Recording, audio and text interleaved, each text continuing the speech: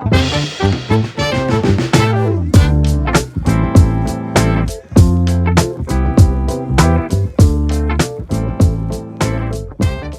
there, friends, and welcome back to another episode of Football Manager Therapy.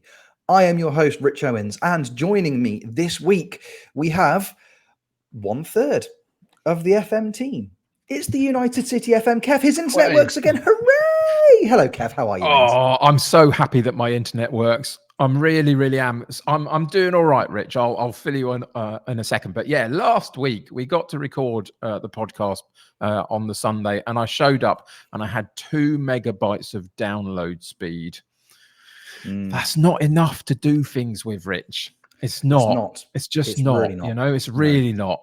So, you know, it didn't work. But things have settled. I'm actually going on to a bigger and better broadband package in the next couple of weeks. So it will be even better at that point. It's still a little bit random. I mean, yesterday I was on like 50 megabytes of download speed per second. And today it's like 27 or something. So it's still fluctuating. You're going a bit weird here and there. But it will be sorted soon in the next couple of weeks, which is great. So I'm doing pretty good. I will tell you though, Rich, I don't know if you've ever had this. I don't know what the listeners, viewers feel like. I've got a little bit of insomnia at the moment. You know, just not sleeping brilliantly. Don't know why. Nothing on my mind particularly. I lie there not thinking about a particular thing other than why am I not sleeping? That's about it. Other than that, I'm fine. So if I nod off, it's not your, you know, save update or anything like that. It's just the way it is at the moment. I'm just a bit tired. But yeah, other than that, I'm all good. And I celebrated my 2-year Twitch anniversary this last week, which was fantastic. So it was all great. Yeah, congratulations, buddy. Thank you. I'm still here after 2 years. I'm surprised as well. Nobody is surprised. How dare you? How dare you? One of the brightest and best. One of the absolute best. I'm the only one that has absolutely surprised. Isn't it incredible that when it comes to Kev, nobody else on pod is ever allowed to say anything even vaguely self-deprecating, but Kev just busts it about himself all the time. How dare you? How dare you? I was hoping people wouldn't notice, but okay, fair enough. I've highlighted it. We're all going to be watching out for it. Don't you worry. Well, I'm glad you could join us this week, mate. You were missed last week. I listened to it. It was great. You and Callum were brilliant. Loved it. We had a nice time. We had a lovely old chat, but as I say, it was Kev deficient. And speaking of Callum, obviously Callum can't join us this weekend. He's away with his lovely wife celebrating her birthday. They've gone on a lovely holiday. Didn't invite any of us. No. Which in hindsight, I do find a little bit weird, borderline insulting, if I'm honest with you. But, you know, they've gone off. They're having a lovely time away, which is excellent for Callum. It's the second most excellent thing that's happened to him this week because if you've seen, he's put it on his socials. He talked about it on his stream last week. Why Callum is going to have to rebrand as Why Dadum because he's doing a baby. Oh, congratulations, mate. We're all very, very excited. I can only apologise for the Why Dadum, for goodness sake, Rich. I mean, come on. But I mean, you know, the fact that he's going to be a dad is awesome in every way. We lots and lots of congrats to Y Callum and Mrs. Y Callum as well. That is fantastic, and it is officially the first ever FMT baby. You know, so that's an incredible thing. So, which particular, you know, player or person that we talk about the most should we be calling the name, giving the name to the baby of? You know, this is true. Jebaru. I think that's the bookie's favourite. Fair enough. They've suspended betting on the baby Jeb. So congratulations to our official head of youth development, Y Callum. Awesome. And isn't it incredible that they've not even had the baby yet, but by default he has become the best dad on the podcast? Like again, hands down. I'm really jealous. Callum was my dad, but he's not. So let's not dwell on it. Kev, I'm looking for. We got some stuff to talk about today, and we might even have. I don't want to alarm anybody. If you're not wearing a hat, put one on and immediately hold on to it, because it's not just going to be the two of us this week. Kev, it's not just going to be the two of us. We've got a little bit later in the show. We've got a little sneaky special guest lined up. We've got a little somebody waiting in the wings. I can see them right now. You can't see them. I can't. I'm sure they're being most lovely. I'm sure they are. I've just realised that when I say it like that, it just makes it sound like I'm having some kind of like vision. They are there waiting in the call. Can Like, you can anybody hear else? them? Can you hear them in Yeah. your head, Rich, or anything? Is Are there they with you in voices? the room now, Rich? Is everything okay? I promise they exist and they're real. They're going to be joining us very, very soon. But before they do, we thought we'd kick off podcast the way that we always like to kick off podcast, with just a little bit of update as to what one of us has been up to recently. It's Callum. my turn. Oh no, Callum, how slow? Callum, he's probably just winning. He's probably just doing really well. Go on then, Rich. That's You what he you does. do it. If Callum can't be here, Okay, go for it. Tell me all about what is happening at Rosenborg. Yes, because that is where we are. If you remember last time, it was my turn for a stream update. We started the Scandinavian Triple Crown. We were at Odds Ball Club. Everything was going okay. It was going all right. Things, we were just ticking over nicely. We kind of predicted that we were looking. I thought we could probably win the league with that team. 3 seasons seemed about right, maybe 4, because the building blocks are all there, and we'll see how it goes. But 5 months into the save, the Rosenborg job became available.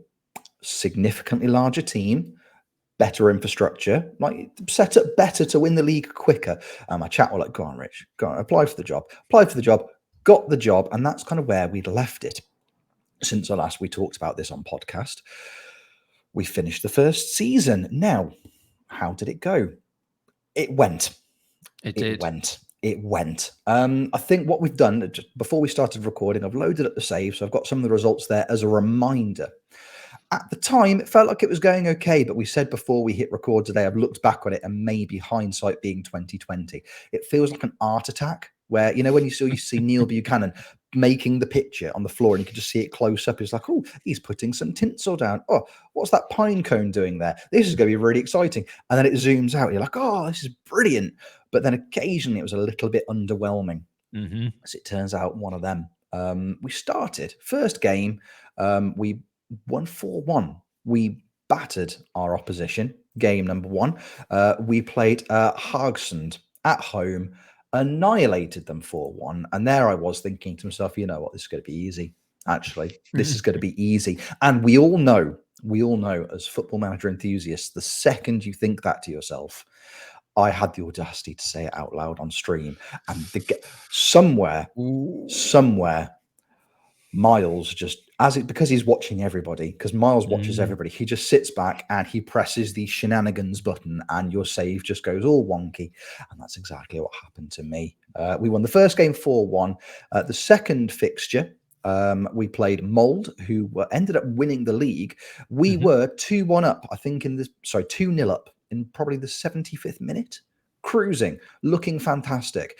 And then we just completely capitulated, ended up losing 3-2, which I put down to, these things happen. But as it turns out, the 4-1 win was just an anomaly, and the 3-2 loss was actually the benchmark for the rest of the season, because we just couldn't get games over the line. It was very, very similar to watching me playing PvP, Kev, as somebody who sat there and watched me on a panel. Like, we'll take an early lead, we'll look strong in the opening 20-25 minutes of the game, and then the players go, we're 1-0 up. They probably won't try and do it. We'll just sit back, lads. And we were just drawing games, we were losing games, just couldn't get games over the line. Very, very, very frustrating. But at the same time, I've done myself a bit of a disservice. In our first 8 games, we only lost twice, which isn't bad going. Flip side of that coin, we only won twice, which isn't massively helpful. So 2 wins, 2 losses, and 4 draws. And I'm thinking, hey, this has got to be enough to do something with. You look at the league table, because, of course, when we took over, Rosenborg were in the automatic relegation places. Yeah. They were still there. Or they were hovering just above. They were either in the automatic relegation places or they were in the relegation playoff spot. I'm like, suddenly we're not quite doing as well as I think we are. So we go back, we finish the season in the next stream, we start the games again, but then suddenly we're just dropping points all over the place. But this time it's losses, like disappointing away losses to teams like Jerv. We got turned over. We got 3-1 by Viking. The classic, you're managing a struggling team on Football Manager. You are at home to the bottom of the table team, and we scraped a 1-1 draw. You're like, oh gosh, this is not going well at all. The really, really nice thing about this save, I will say, Kev, one of the really fun things about this save has been managing a team based in Scandinavia. It attracts people from Scandinavia into your streams, which has been really, really exciting for me. Yeah, doesn't it though? I've got a whole band of them purely from last FM when I was doing my Scandi save. So yeah, absolutely, it's fantastic. Yeah, and thanks to our association, Kev, I'm now starting to get them coming over and saying hello to me, which is wonderful. But suddenly you're just there, you're streaming away, you're playing these games, and someone's like, oh, you've got Elsund coming up next. I hope they batter you. You're like, oh. It's because I'm a fan. I'm like, oh, of course you are, because people, weirdly enough, somebody from that might be watching, somebody streaming in the Norwegian league. What are the chances? Ailsund being the example there, because we managed to scrape a 1-0 victory against them, which temporarily lifted us out of the relegation zone. But it just wasn't clicking. Nothing was clicking. I was trying variations of the formation. I was just trying to tweak little bits and pieces, and nothing was working. And at this point, we're counting down the games. My run-in, I had teams in and around the relegation places with me, and I couldn't pick up results against any of them. I was really, really struggling. Tromsø, who were struggling, scraped a 2-2 draw away from home. Hagsund, who we turned over 4-1 in the first game, my first game in charge, they returned the favour and beat us 2-1 away from home. It's not looking good going into the final game of the season. Bearing in mind, it's close at the bottom. There's us, there's Sandford, there's HamKam. They're all there or thereabouts down there with us. We are in the automatic relegation places. It comes down to the last game of the season. We have to win to stay up. A draw won't do it. It has to be 3 points, and other results have to go our way. And would you like to hazard a guess, Kev, at who I was playing on the very, very last day of the season? Okay. Now, I've got two options. I don't think I was in your stream at that particular moment, but I've got two options. One, because I know a little bit about the sort of Scandi leagues and stuff. What I'm going to say, though, I reckon it was your former team, because, why not? Of course it was. Of course it was, because that's how Football Manager works. It is nothing if not narrative deficient. Last game of the season, I am at home to Odds Ball Club, the team we started the season with, in a must-win game. Gonna be honest with you, they hadn't exactly kicked on after I left the club themselves. They were, I think they were only 3 points ahead of me in the league. Okay. It comes down to the last game of the season, and I didn't know what to do.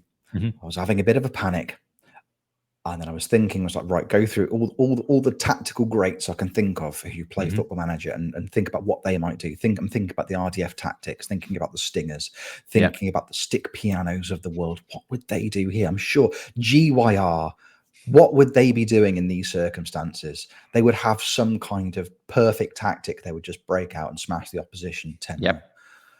And then I thought, I'm not any of those people. Nope. That's not me. That's not my brand. But then I thought, actually, remember that time that McKinn's was in the playoffs? He went, you know what? Just plug in a 4-2-3-1 Gangnam press and hope for the best. I do. Just relax. Yeah. So that's exactly what I did, Kev. The last throw of the stinky dice. 4-2-3-1 Gangnam press. Let's just see how it goes, shall we? We battered Odds Ball Club 4-0. It was all hail McKinn's. All hail McKinn's. McKinn's knows what's up. What a boy. What a legend. What an inspiration. We beat Odds 4-0 on the last day of the season, which took us out of the relegation places. And actually, the last goal we scored catapulted us above Odd in the league. So we ended up finishing, I think, 11th, because all the other results went our way as well. So we finished 11th, kept the team up. Scenes, limbs, ticker tape, open bus top parade in Norway. I'm looking into it. It's unlikely to happen, but I'm trying my very best. But we kept the team up. Everything's fine. I'm happy. Chat's happy. We're thinking, right, we're going to build now. We're going to build for season 2. Everything's going to be okay. Before you get to season 2 and what you did, can you tell me what you thought, having played half a season or whatever it is with Rosenborg, why were they at the bottom? What was the problem there? Because in theory, they're a reasonably big club in Norway. They shouldn't be anywhere near that. So what did you identify in that first season section that you managed them? What was the issues that you needed to deal with? I think for me, because on paper, they've got a team. There were a decent starting 11 in that Rosenborg side. I just think that morale was on the floor. I think they were underperforming, seriously underperforming, and that was just having a knock-on effect with the dressing room, with the players. Morale was never up. Even, I would hold team meeting after team meeting. You'd be like, "Come on, boys, let's kick on, let's do this," and you'd get the very positive green upwards arrows. Like, "Yeah, come on, boss, thanks for those rousing words. Let's go out." And we've lost 2-1 to Gerv. Morale's in the mud again. It seemed to be the games we were losing. It was very, very, with the exception of the game we played against Viking and also against Bodø Glimt, who are obviously Bodø Glimt. They're one of the strongest teams in the league. That would have been my other choice for the last game. Opponent, because they were a pain for me. Had it been Bodø Glimt, I think I'd be sat here telling a very, very different story. So got sacked, canned the save, failed at 2 teams in 1 season. I don't think I can go again. No, with the exception of those 2 games, the bigger clubs, I think it was just very, very simple mistakes. We weren't getting turned over. We weren't being dominated. But I think it was just the occasional mistake. We've all had those games in FM where it seems like it's fairly balanced, then your defense just go to sleep. Again, it's reminiscent of my PvP games. One of your players makes one catastrophic error, which allows the other team to score. We were giving away silly penalties. I think I counted 2, maybe 3 penalties we gave away just from, pushes from corners, completely avoidable. But those moments ended up being the most important ones in the games, because those are the ones that were costing me the 3 points in most of these fixtures. The goal scorers weren't quite clicking as well. We had a striker who, when I took over, was injured. In theory, my best player in the squad in terms of attacking options. I called him Christian Slater because that's kind of what his name looked like. There were Scandinavian characters in that name that pronunciations gave me a panic attack over. He was injured for my first month and a half at the club, but when he came back, I think the issue we had with him, and so the other issue with some of the bigger name players, they'd already decided they wanted to leave. They had 18 months left on their deals. They'd already come to me and said, "We want to explore our options at the end of our contracts." And that kind of one foot out the door mentality does not help at all when you are in a relegation battle. Look at Leicester City in real life this season. Some key players ready to leave the club, underperformed because they're already thinking about their free transfer in the summer. It's one of those situations. So that in and of itself didn't help either. I thought, new manager swing, maybe I can go in and convince them to sign a new deal and stay. None of them were interested. Right. So I think that was my starting goalkeeper. That would have been my starting striker as well, which again didn't help. So trying to get a tune out of players that kind of didn't want to be at the club was frustrating. But as we'll talk about in a second, I think we fixed that because none of them are at the club anymore. What are the chances?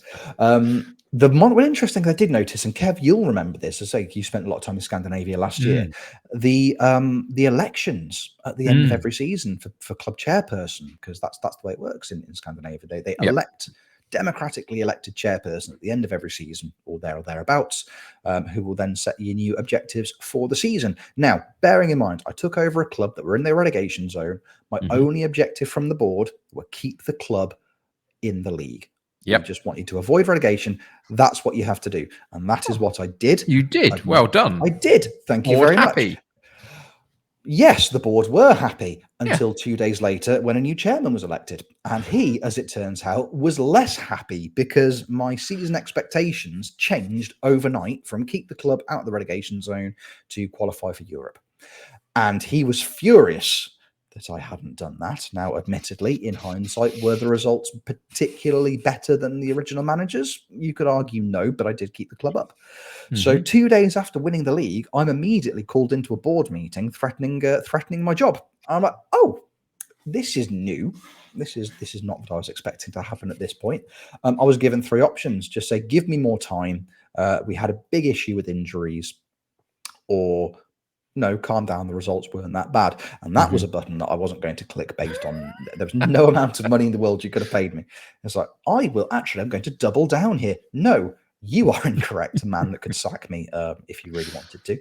So I just played the injury card. I was like, oh, soz boys, we've just had loads of injuries this season. There's not really, what do you expect me to do? And then he said, I disagree with you. Just play some attacking football next season and all will be forgiven. So my heart, I went from elated to terrified in the space of about 2 minutes. My heart rate just didn't stop. After the odd game, I was like, this is fantastic. Ba-bum, ba-bum, ba-bum. Hooray, we're going to stay up. Ba-bum, ba-bum, ba-bum. You have to come to a board reading, you're going to get sacked. Just fear, complete fear. But we kept them up. We survived the board meeting, and then we built for season 2. Now, if you've listened to last week's episode, Cal and I talked about a summer transfer window at length. One of the things that we identified, one of the things that I referenced that I do quite a lot, is I look at the players that other clubs are interested in, and I assess whether they're going to leave, and we start planning for replacements. And that is exactly what we did. We lost Christian Slater. He had a year left on his deal. I was like, let's offer him out to some clubs, and off he went very, very quickly. So we made we'd already started scouting strikers, and we found one, as it turns out. Kev, when we talked about Scandinavia on a podcast about a month or so ago, there was a certain striker, a certain relative of another striker who, as it turns out, is quite good, that you recommended. Do you want to remind the listeners who that might be? A certain young man by the name of Charland, I believe. That's the one. That is the one. So yes, we made moves. We made moves. Jonathan Brout-Bruns, one of the Brouts, one of the many Brouts, sounds a bit like a Haaland, smells like a Haaland, scores goals like a Haaland, as it turns out. He is our new starting striker. Hang on a second. Hang on a second. Are we at cross purposes here? Oh, we might be, actually. So I recommended Charland to you. Have you signed the other Haaland relative? I might have done, actually. I might have done. Oh, I have. Yes. Oh, no, Rich. Oh, no. I've made. Oh, cross wires. Cross wires. Whoops. Oh, yes. There are three players that I know of within the Haaland type family dynasty. And Bruns is one of them, and Charland is another one of them.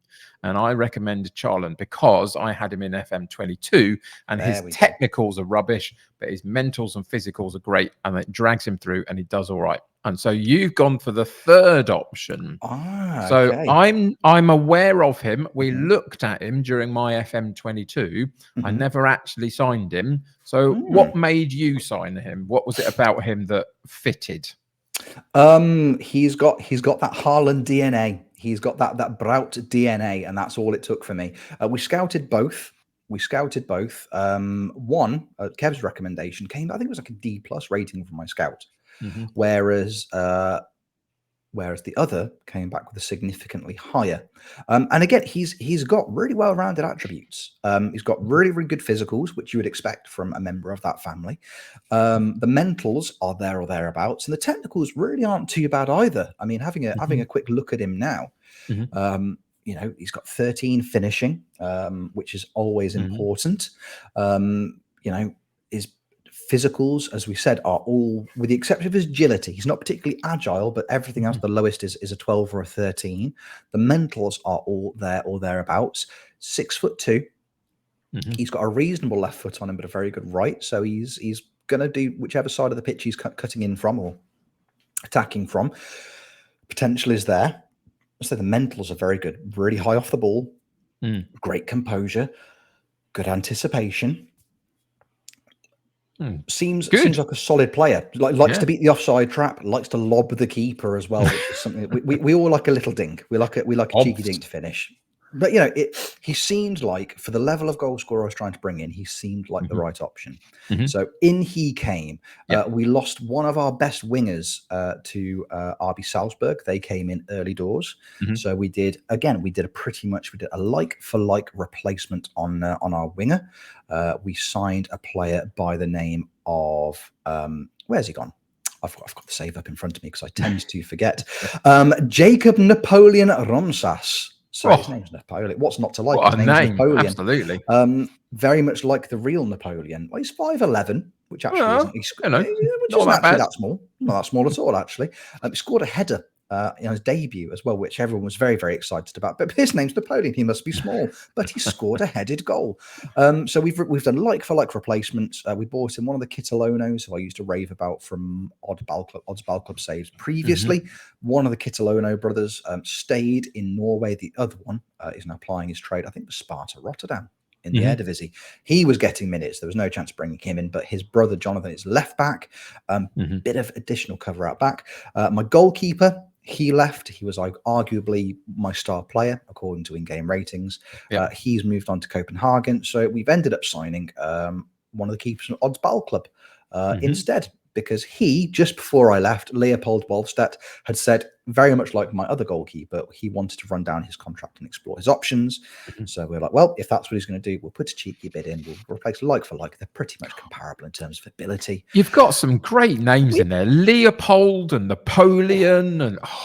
It's gone really well, hasn't it? And the only other player we signed, chat talked me into, because he's got 3 first names, Max Norman Williamson, because I was like, well, he sounds fantastic. So we've strengthened, we've done really well. We've started season 2, and at the time of recording, we had a really, really strong pre-season. We've played 3 competitive games so far this season, and we've won all 3. So have we turned it around early doors? Sounds like we might have done. Who knows? Who knows? My next game in the save, which won't be happening before you guys have listened to this podcast, but the next game in the save is Bodø/Glimt at home. So that's the challenge. You never know. Isn't it? That is the challenge. Those are the teams you have. Bodø/Glimt and Molde. If you can't beat them, you aren't going to win the league. It's as simple as that. So we've had drama. We've had last day relegation battles. We've had surprise board meetings.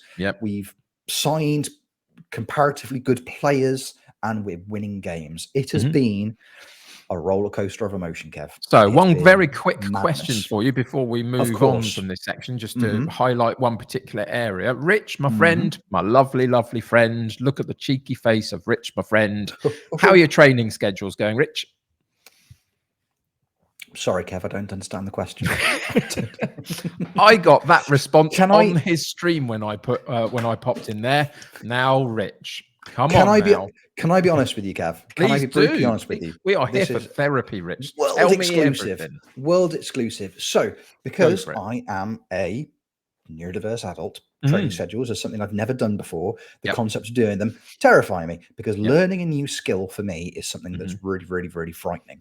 And as with all of the new skills that I've learned in pretty much my entire adult life, I panic about it needlessly for 6 months. Then I actually spend a bit of time trying it, realize it's quite simple, and then just do it, and then learn nothing, and then just get panicked about the next thing that I do. Before we started recording, I loaded up the save for the purpose of having a little look at my results and the signings, just to refresh my memory for some of the names. Kev, I did have a quick look at the training schedules. And what I found out, because it's the first time I've ever tried to do it, I was trying to create training schedules from scratch with no reference as to where games were, and that was making me panic. So I was like, but if I create this training schedule, then I can't then change it when the games come along. How's that affect the training schedule? No idea of how to do it. I then clicked on a different button and found it where it's all laid out in front of you, the pre-existing training schedules with the games factored in. And what I've done is I've done 2 weeks of training schedules incorporating the games, because I was like, there you go. I can just click on this button and then I can change it, and the game is there. And because Norway is Norway, I can account for having to travel to an away fixture. That's all there for me. I can't mess that up. Actually, this is pretty idiot proof. So I've done 2 weeks of training schedules on that, and I'm going to do more of them, because actually that's fantastic. Really easy. So there you go. I've done it. I've technically, Kev, I have done it. See, I was already, Rich. I was already with Rich. So what can we do that's going to make it okay for you to do these? How can we improve the situation? How can we get you, free from the shackles? And I didn't even have to do any of that. You've gone and done it yourself. That's really cool. Now, we will joke and rib each other and all sorts of other things at times on this podcast. We're all mates. It's lovely, but in all seriousness, that's great. If that's a big thing, if that's a big change, if that's something that takes your mental capacity to be able to focus on and reshape and stuff, and it's a big thing, then great, well done. Because, you know, we all have those moments. I've got plenty of them in the game that I have blind spots to and all that stuff, and think, you know, come up with every reason why I haven't changed it or haven't looked at it or haven't, but ultimately I just haven't. And, you know, so that's great. Well done to you. And I hope that as you repeat that process, it can become habit, and maybe you'll see some good things come from it. Who knows? Maybe I will see some changes, which I hope I do, because if there's one thing, I can't remember if it was yourself or Callum that popped into my chat. And the first question you asked was how are training schedules going? And I was like, I don't understand the question. And it was me. It was you. And then I clicked continue. And the next screen were about a dozen players that were dissatisfied with my training. I was like, damn it. Come on. I've bought in Teddy Sheringham and Aaron Lennon as coaches. What more could you ask for? And as it turns out, structured training, which I think I've now. So we'll see. Moving forwards, we will see. Fantastic. But no, it's been brilliant. I'm really, really enjoying it. And come and hang out with me. Come watch. Yeah. And you can we'll experience it together. But Brilliant. enough about me. Enough about me, Kev. Enough about me and what I've been up to. Because we like to. And we have previously. We taught PvP, we taught the community, we taught drafting. Yep. And we've been doing that recently. Obviously, a couple of weeks ago, three of us, the two of us and Callum, were involved in the FM Super League. Yep. My evening was far less stressful than yours were. It absolutely was. I've just about recovered from it. But we, as you know, the four of us from FMT in varying levels are involved in the FM playoffs. Which has taken a little break recently, but they've announced they're back, baby. Woo! The FM playoffs is back, and we had a little think, and we thought to ourselves, well, we should probably get somebody on to talk about the playoffs, shouldn't we? Yeah, it would seem fitting to get somebody on to pod to have a discussion about playoffs. Yeah, and we thought, well, obviously there's the four pillars of the playoffs. There's the four owners. Obviously, you've got Mozza, you've got Ali, you've got Tony, and you've got our very own Jebaru as well. And we thought, well, who would we like more than anything to come on to podcast and have a conversation about these things? So, we reached out to the person we would like to speak to the best, and they were, as it turns out, available. Please welcome onto the podcast, ladies and gentlemen. Please welcome our super special guest for today. They've just written as their username, they've just written the Enigma. So I'm going to press a button and they're going to turn up on screen. We're just going to see what happens. Enigma, are you there? Hello? Oh, hey! He's in the country. He's in the country, live from the physio's table. Yeah, exactly. Hello, how are we? Yeah. Good, mate. I'm good. How are you? More importantly, I'm not too bad. I've been back for about a week, or stopped working for about a week. And when you stop, all those illnesses that you didn't have for 2 months have just kind of caught up with me. So I've had toothache, like one of my nerves in my tooth has given me terrible jit. My allergies are kicking in. All those glorious things, but now work's coming back again. All those glorious things are disappearing again. So obviously work this time around being the playoffs, so building everything for that. And it's an exciting time again. Like, it's playoff season just kind of gets people going again. And I think we've got a really nice field of competitors this time around, I have to say. And a real nice field of pundits, which will be announced later today, including a couple of people that are on this podcast. But one of them that should be on it, but he's not. He should be somewhere. He's probably off celebrating with his should lovely always wife. be on. No, what about Kev? Kev should be on. I was like, Callum's on. Great, it's great to hear. Kev should be on as well. We should have a full FMT path to the playoffs one time. No, I'm having a week. But we're not going to do any plugs for the podcast at all during the thing. I don't like, it's Tuesday morning. There was no plugs. I mean, if you're not subscribed to the podcast off the back of FM Players, what the hell's wrong with you? But there we are. Yes, but yeah, it's exciting time. We're past the playoffs, staying in the same format. League format, nice and simple. A reasonably nice field for them to pick from, and then some new names to the drafting scene as well. So Fletch the Source is probably the new name that we're bringing in. Yeah, former competitive poker player, or he might be a current still competitive poker player as well. But he has been playing a lot of FM on stream and stuff, so he's caught our eye. So we've brought him in. We brought back some of the should we say, personalities from the scene. I think that makes them sound horrible. That makes them sound like that makes them sound like I've just called them all. No, I'm not going to say that word, but yeah, nice people from the scene. So we've got people like Salty B, Limo, and then obviously we had to bring him back, even though he's absolutely useless in the last path of the playoffs he was in. Pokes, like, just for sheer entertainment value. The guy who celebrates every single signing that he makes in the draft, like he's won the World Cup. We had to bring him back as well. And then we got Stinger. We don't know if he's going to be moody or broody or whichever way he's going to be around this time. We'll see how he gets on. CarX is obviously the competitor at the moment. He's pretty much getting semi-finals of any draft that he competes in. And then Wald and Cozza Bob as well to round out a really, really excellent field. I've said everyone, haven't I? I think so, yeah. No, absolutely. I think so. It's good. It's a really interesting field. Lots of, as you say, really seasoned drafters in there. The likes of Limo is pretty much the seasoned drafter, isn't he? Really had more games than anybody else, I think. And then a couple of new guys on the scene as well, which is fantastic. That's what we do at the playoffs. It's, give opportunities, but, try and create some personalities and create some story threads between different players and all that kind of stuff as well. So that's really, really, really cool. It's been a little while, hasn't it? What was the last one? Was it March? 3 months since. So the very start of March was the actual playoffs. Past the playoffs is 4 months. So yeah, it's been a bit for a while. It was like me dusting off. Well, actually, I tried to dust off the old OBS yesterday, and my computer just kept crashing. So I had to reinstall Windows. So I've had to do even more work on it. But now it seems to be all flowing quite nicely. If you listen to this on Tuesday, particularly Rich, I apologise for what I did to you, but we'll find out then. I've got some interesting things that we're adding to it. We want to make it entertaining. That's basically what myself and Tony said. We are making television. It's okay. It's on twitch.tv/FM playoffs, but that's what we want to do during the draft. We want to make it entertaining so people stay tuned in and then they look forward to the games. And like I said, all those matchups just make it really interesting. I mean, like Pokes versus Salty B, there might be just too much energy in that match. I might have to give that to Callum, but then if I give that to Callum, that almost that could like spin the world round the other way. I don't know, there might just be too much energy there.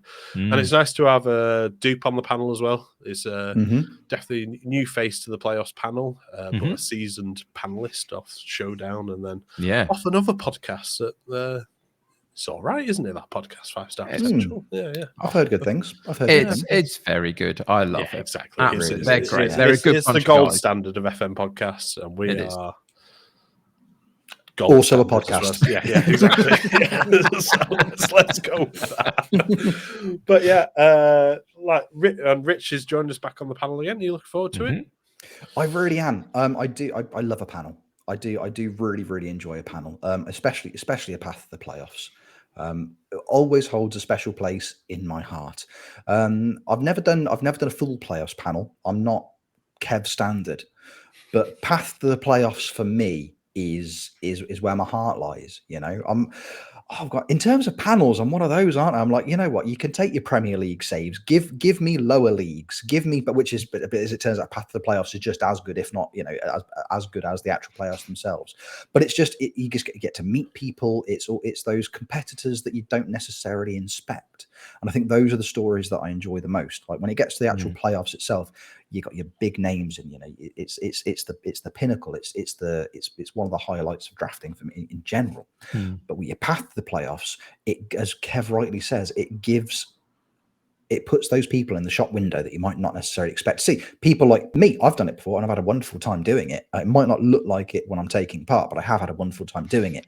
But getting to sit on those panels and getting to spend the evening with Jeb and whoever else is on the panel, I love it. I absolutely love it.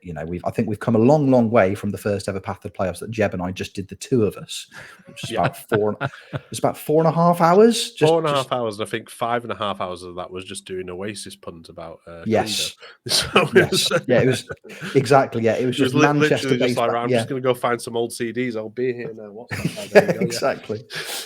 But yeah, so I think we've come a long, long way since then, and so that's essentially just down to Jeb, isn't it? Let's be completely honest with you. But we've come, and I love love it. I have a wonderful time. It's significantly easier, and I'm sure Callum would probably agree with me as well. It is significantly easier to sit back and take stock and assess other people's teams than it is to actually have to try and do it yourself. Significantly easier to sit in judgment of other people who are, let's be honest, exponentially better at the game than I am. I mean, I don't judge anybody's team. I'm always impartial about these things anyway. So. And I sit on the fence, obviously. Yeah, exactly. So, you know, I'm it's just impartial. you with your critical nature, Rich. Just you know, me. telling Just everyone. me. Just who I am as a person. Yeah. No, you're right, though. I mean, the great thing about the playoffs at the moment is if we really look across the board of it, you know, we're talking a little bit about our participants and the new guys coming into the path to the playoffs, but some, you know, old hands there as well. We've got some great panelists, should I say. You know, we haven't mentioned Sai or Hamza. We've had Lama on. We've had so many really great panelists. And I don't envy Tony putting it all together and trying to figure out how to do that. But yeah, it's a really great show. So what have we got? We've got Monday for the draft. Just gone if you're listening to this on the Tuesday. And is it Thursday evening this week coming for the... Yep, Thursday evening. So there'll be the qualifiers from there will go through to the main playoffs, which is next week as well. So I'm extra busy, and I deserve a holiday after that. So I've literally booked a holiday immediately after that. So, but yeah, so it's into the playoffs. The playoffs is changing though, and we're not revealing any of that. We're not revealing any of that. You might get some extra content next week on the podcast as well, revealing some more things about the upcoming playoffs. But yeah, we're not revealing any of those changes just yet. But that was one of the reasons to take a break, though, wasn't it? Just to refresh and restructure and rethink a little bit, and just take it back to its bare bones and say, well, what works and what doesn't, all that kind of good stuff. Yeah, precisely. I think one of the main issues with the playoffs last time, we went AEW pay-per-view lengths, so 6-7 hours we were pushing nearly, and on a Sunday night that's just exhausting for panelists, directors, hosts, players, viewers. Well. So, yeah, viewers. Yeah, so we need to step back and take a review. Like we are putting in a couple of stricter rule sets around making changes and more the like how long do people take to do tactics in between games. I mean, we don't want to hamper the players, but we also don't want to hamper the viewers. I mean, it's in football, you do not have a 5-minute break while somebody changes their tactics in the second half. Yeah, exactly. I mean, maybe soon if TV companies get their way, but no, we're not going to wait the timeouts or anything along those lines. But yeah, it's an exciting time. Like playoffs is back. Super League has been brilliant to watch. The wish list was a very interesting competition, I must say. I'm quite intrigued to see where that one goes. And shout out to Hamza. Hamza did a fantastic job. Of he was excellent, wasn't he? Really good. I'm a little scared actually because it might have been too good, but there we are. But yeah, draft pool obviously this time around is the last 8 of the Champions League, Europa League, and Conference League. Yep. Yeah, exactly. So obviously Rich is doing all his research on players from Genk and Lech Poznan. They're the players to look out for. And I still can't believe Jack Butland was the first player drafted. I know. I do believe it. I do believe it because we've seen him in the network game. We've absolutely seen him in the network game. We've seen him tearing it up in the network game. Definitely didn't get dropped after one season. So, it makes complete sense to me. The fact that Pokes auto picked every player, that was genius. I think it's fantastic. The fact that 3 people just dropped out halfway through because they said, no, I don't want to do it anymore. That was surprising. I'm now just making things up that might have happened. It's incredible. Yep. Car's costume. Superb, absolutely superb, amazing. Yeah, really, really good. I mean, bit risque for Twitch, obviously, but but what pulled it off looked superb. As somebody who has worn a costume, I can't believe he pulled draft, it off, but there we are. Should have kept it on. That's very true. Yeah. Can I just pull back the curtain a little bit and just say, so we're recording this on Sunday. Monday is going to be the draft. Thursday is going to be the actual matches. If you catch any of these streams this week, dear viewers, listeners out there, and you enjoy the project, can I just say the 4 guys that are leading this process, Jeb, Tony, Mozza, and Ali, are all really, really busy guys, and they're putting this on in and around being really busy with other stuff. Trust me, I see this behind the scenes. They are really busy. So if you've really enjoyed what they've put on over the next couple of weeks, please tell them. This is something that happens infrequently at times, I think. There's often people that will poke the bear and say, didn't like that, didn't like this, think about reach. But tell them if you're loving it, because it's a lot to put on. It's a lot of hard work, and they do an amazing job. At the moment, within the scene of FM drafting, there is nothing better out there, and I genuinely believe this, than the playoffs. Genuinely. So give them all the love in the world, and I really do hope you enjoy what's put on, because there are some changes. It is all going to be great. There's some really great competitors coming up. There's some fantastic panelists, and it's going to be a great show. So absolutely come and join us. But yeah, lots of hard work. Very, very much so.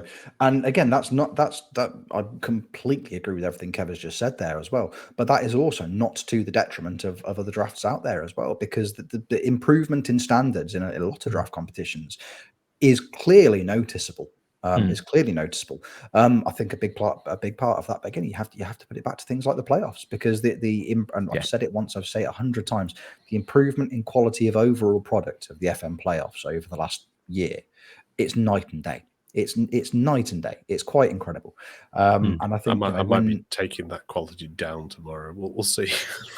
Well, there's a Comic Sans font in there. That's all I'm saying. That's all I'm saying. You've booked me, mate. So it's that in and of itself is a mark of quality. Not a high one, but a mark. So anybody out there that wants to watch really good quality playoffs, watch the last season of it and reminisce on how good it was. Yes, exactly. It's like new Coke. The old playoffs is Coke Classic. This is going to be great. It's going to blow some minds. No, it's one of those things. And like Kev rightly says, people get vocal. People vocally criticize things. Happens a lot. Most industries, like look at TripAdvisor. How often do you see a 5-star TripAdvisor review compared to a 1-star? Because when something's bad, people are like, that's bad and I don't like it. When things are good, people just expect that, well, it should be good. But it has no right to be as good as it is. It's amazing. It's so, and like I say, the 4 guys behind it are incredibly busy. I mean, Jeb has, he's here with us now, which is wonderful. But Jeb has, he's taken a leave of absence from pod because there is so much going on in his life at the moment. There's so much work, playoffs, actual real life work. Just trying to function as a base level human being is exhausting. Like I work about 10% as hard as Jeb does, and I'm tired anyway. So I can only imagine so just to be able to put on something like that and create something that good in and amongst those things is nothing short of incredible. Nothing short of incredible. Tony is obviously currently living out his Alan Partridge fantasy of living on a building site, which he is delighted about, I'm sure. Everyone's got Mozza, he's got his own football club now, which is just incredible. Ali got a new job recently, didn't he? Which changes. Ali's got a new job He's recently. going back and forth to Sweden of all places. Yeah, I've still not figured out what part of that job makes him go to Sweden every other month. But there we are. Keep going. So it's the weirdest commute out there. So there's so much going on for the 4 lads behind it. So the fact that it is as good as it is nothing short of incredible. So I think a huge amount of praise needs to be thrown their way. Obviously, I wouldn't do it to Jeb's face. I'd never say it in front of him. But I think it's nothing short of incredible. Sorry, did you say something? No. It's just reminding them Monday evenings for the draft, Thursday evening for the matches this coming week. That's all. That's all it was. Exactly. And then Thursday the 16th and Sunday the 19th for the playoffs. And there's drafts and crafts in the middle where we will not express political viewpoints this time around. No. Or any type of view controversial. We're not going to put them out there. I will say this. I apologise for that. That was a little too far last time, but there we are. But we live and learn from it. It's still a very fun show to do. It's the jewel in the crown to my mind. It's the show that none of the other draft competitions have done as well. I think. Genuinely, that midpoint between a draft and the actual matches on the finals week, just to have some fun, drink some beer, talk through the squads, have a few guests on, have some, but it's just about, relaxed nature and having a lot of laughs at it. So it's absolutely fantastic. Love the show. Yeah, exactly. Again, I said a minute ago, I love being on a Path to Playoffs panel. Love that. drafts and crafts for me. If somebody said to me, you can only do Path to the Playoffs, drafts and crafts, or if you ever got the call up to the playoffs themselves, you could choose one. It'd be drafts and crafts every time. It's just so much fun. It is so much fun. The guests just getting to hang out, and it's just that it genuinely feels just like a group of mates getting together to have a chat about something. And I think that is the perfect tone for it as well, because that's where it needs to sit, and that's all it needs to be, and it doesn't need to present itself as anything more than that, because what it is wonderful. So for me, I have a cracking time on there, especially having my choice of beverages openly criticized on occasion as well. But it's just it's got to be, really. It's got to be. No, it doesn't sound like you at all. Impartial towards all beverages. Yeah, exactly. No, impartial except on drafts and crafts, where it just let loose and then exactly. I'm not on any panels for the rest of the weekend. This is great. See you later. I have opinions. Exactly. I mean, it's why I haven't been on drafts and crafts yet. I'm too opinionated. They wouldn't be able to cope with the bombs that I drop. So you are correct there. Also, no network game this week because of that. Just I'll throw that in there. But for the Patreons, it will be back soon. And we've had interesting transfer windows. Yeah, really, I had a great time. I think everyone's nobody's had a stinker. Nobody has had a stinker in terms of those transfer windows. Let's see how August goes. Well, yeah, there is that. I'll have plenty of stinkers in the season, but my actual transfers were pretty good. The transfers seem all right at the moment, but we'll see later. Yeah, totally. But cool. Right. I think. Can I leave now? Am I allowed to go? Would you like to leave now? I mean, you can leave if you want to leave. I think, in the words of Will Young, I think. Evergreen. They weren't the words I thought you were going to say, but okay, fair enough. Sorry. Yeah. In the words of Will Young, me, steer it, not Garrett, me. No. Okay, sure. I think at this point it would be, in the words of Will Young, why am I here? Because I don't play Football Manager. Why am I here? Yeah. It's 2023, not 2003. Why am I here? This podcast booking policy has gone very, very strange. Yeah, very. Hey, but you knew what you were signing up for. Up for. Right. Well, if that is the case, I think you'd better leave right now. Bye, Jeb. It was lovely to see you. It's been lovely having you on, mate. And hopefully we'll see you soon. Yeah. Bye. I really, really hope that he's going to sit there, and even though he's not on camera, he's going to wave for the rest of the record. Have you told him that he's not on camera yet? I mean, technically he's not on camera, but I can still see him, and I can confirm, viewers and audio listeners, because it doesn't matter, because none of you can see him. He is still waving. He is still going. Bless him. I'm it's just impressed. His default until the next time he's on pod is just to be continually doing that, I think. Exactly. He is still going. Wow. I've looked at how long we've been recording for, and that's been brilliant. I'm surprised. I'm surprised we are where we are, but that was lovely. I'm never surprised. Never shocked. We can go for hours, surely. We can. Kev is unshockable, unsurprisable. Cannot be surprised. Brilliant. I mean, even though I'm going to say it while he's not here as well, I'm really, really excited for this week. I'm massively looking forward to Path to Playoffs. Yep. Getting that little message off Tony is always a treat. Always a treat. It's like, do you want to do it? And I was like, yeah, I do. I just need to get permission from my wife, which is what I have to do for everything that I do. So I'm massively looking forward to that. I don't think you're alone on that one, Rich, to be totally fair. No. Every panel member has to get permission from my wife to appear on it. They all message her. She says it's pretty easy going, though. Pretty easy going. Although in payment, all of them are coming around to do bedtime for the kids one night this week. So in truth, though, it is why I'm not on Path to the Playoffs this week. I didn't get the permission.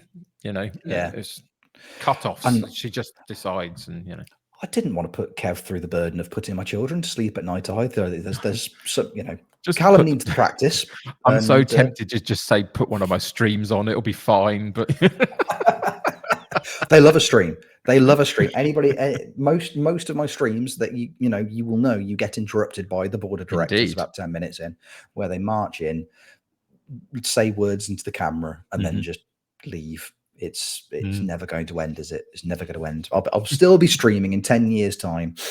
FM32, they'll still be marching in. Hello, everybody. That's Bonnie as well. That's what she sounds Fair. like in my head. You Yeah, know, exactly. absolutely. Exactly. But yeah, I could go for another hour and a half. What shall we talk about next? Oh gosh. Oh my gosh. I'm gonna be honest with you guys. There was a little thing we had lined up for the end of pod, but if I'm honest with you, Kev, I don't think it needs it. No, that's cool. I don't think it needs it. I've had a really. I don't think you can top Jeb. If I'm honest with you, I don't think that you can is top the that. problem. It's happening isn't it? now. It's happening now. He's been on. He's been part of our lives again, albeit briefly, and he's gone again. See, he is there. He's still alive. We do love each other. Really, it's all fine. Just for anybody out there. Exactly. We all love each other very, very much. Jeb even tweeted it. So there you go. Did. He absolutely did. He absolutely did. So on that note, I suppose, Kev. Yes. I don't know about you, mate. That feels like a podcast to me. It really did. Very podcasty.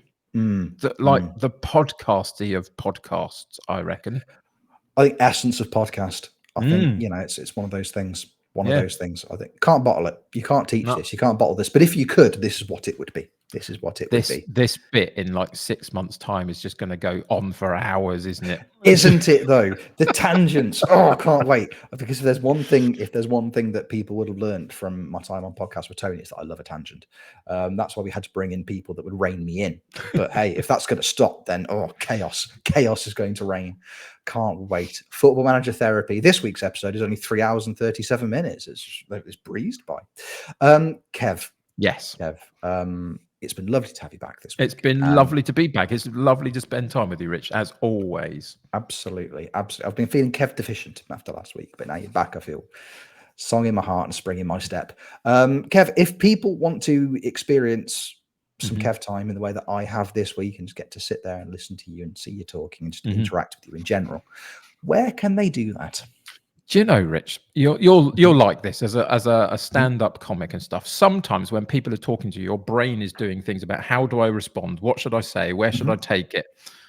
My brain went really weird there. And I almost thought, wouldn't it be absolutely hilarious if I just gave my address? But that's a really bad idea. Don't do that on a podcast. But I was sitting there thinking, I could do that. Would be really fun. No, it's not really funny. Don't do that. So please don't follow me to my address. If you spot me in a shop, come and say hi or something. Great, whatever. Anyway, God dear, my brain sometimes. Anyway, thank you very much for listening, everybody. If you want to come and find me, you can find me at the United City FM, both on Twitter and Twitch. This week, I will be in both the Path to the Playoffs draft chat and the matches chat as much as I can be, just heckling the panel and just generally, doing all those lovely things as well. So come and join us on those evenings in the chat there.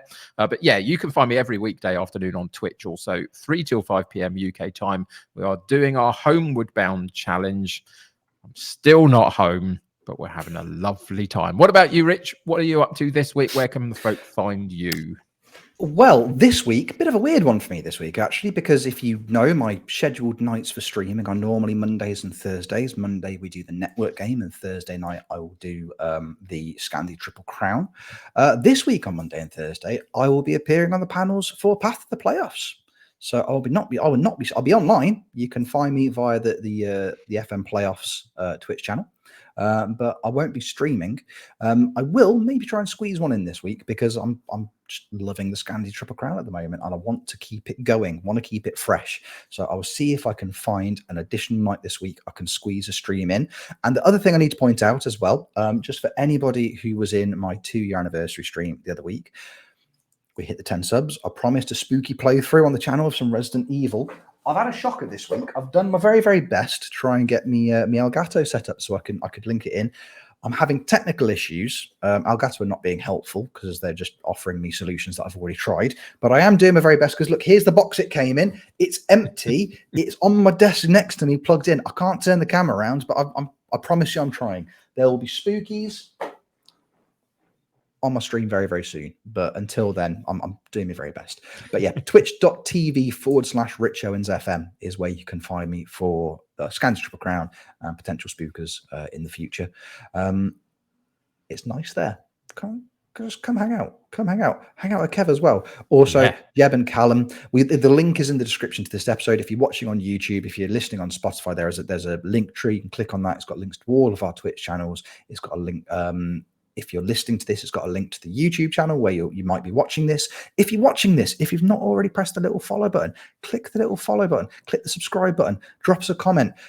Talk about it to a friend. Talk about it too. Because if they tell a friend, and then they tell a friend, and then they tell a friend, and then they tell a friend, that's a number that nobody can calculate because maths is hard. But do it. It helps us out enormously. And if you can, we appreciate you if you do. We're closing in on 300 subscribers on YouTube. And we did make the little promise that, once we hit 300, we will do our best to do a little a cappella version of the FMT theme tune, because I can guarantee you, after we have pressed stop recording, or when I go to press stop recording on this episode, we are all just going.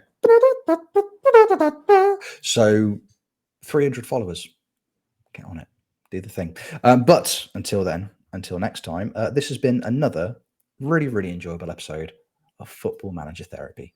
Thank you very, very much for listening and watching. We appreciate you enormously. We'll see you on the next one. Take care. Love you lots. Bye-bye.